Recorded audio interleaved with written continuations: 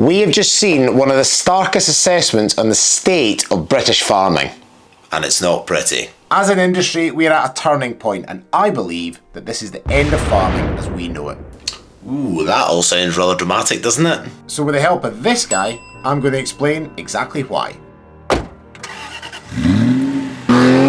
Last week, Riverford Organic, run by this guy, published their Fair for Farmers Charter, which aims to provide fairness throughout the food supply chain here in the UK. They've asked the 6 big UK supermarkets to commit to the following 5 sourcing principles. 1. Commit to what you buy. 2. Pay on time. 3. Commit for the long term. 4. Agree on a fair specification. And 5. Pay what you said you were going to pay. All that seems fairly reasonable, doesn't it? Well, yes. But none of that is actually happening at the minute, and it's British farmers that are bearing the brunt of it. And therein lies the problem. Despite all the pretty marketing posters, British supermarkets aren't actually supporting farmers. In fact, they're doing the exact opposite. 50% of vegetable farmers in the UK fear they will not be in business next year because they cannot make it pay. 25% of dairy farmers want to leave the industry next year, again because they cannot make it pay. New entrants into farming are at an all-time low because it is becoming increasingly difficult to make a living through food production alone. Through competitive tendering, unrealistic pricing and short-term thinking, the supermarkets are driving the price down and down to very near the cost of production. These pricing pressures and financial uncertainty are leading to lower returns, farmers working longer hours with increased isolation, which is all having a catastrophic effect on farmers' mental health. So rather than being supportive of farmers, the big supermarkets are actually at the very core of the problems that we are seeing in British agriculture. As Guy explains so well, most people actually want to know where their food comes from and that it is well produced and that the farmer is protecting the environment. Or to put it another way, do you want to buy your food from an exploitative, morally bankrupt corporation that is destroying the fabric of the countryside? Based on the reaction in the comments in the Riverford Organic video, most people don't.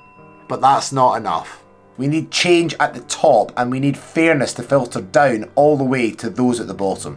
You see, British agriculture has been driven to a place where it is virtually uneconomical to produce food in this country. And that is why I believe we are nearing the end of farming as we know it. Things can't continue like this. They have to change. But rather than expect the big corporations to change, I believe that we need to change and save ourselves before it's too late. So what's the solution? Well, currently the only way for farmers to survive is to get bigger and bigger and force the price down and down to a point where the supermarkets are actually prepared to buy. But bigger is not better. Well, in this instance anyway. You knew it was coming. And that is not what we should be aiming for as an industry. In terms of food production, what we need is for the supermarkets to commit to farmers for the long term. We need fair pricing, sufficient cash flow, and ultimately a partnership that is beneficial for everyone. But I've never had much time for politics. Order!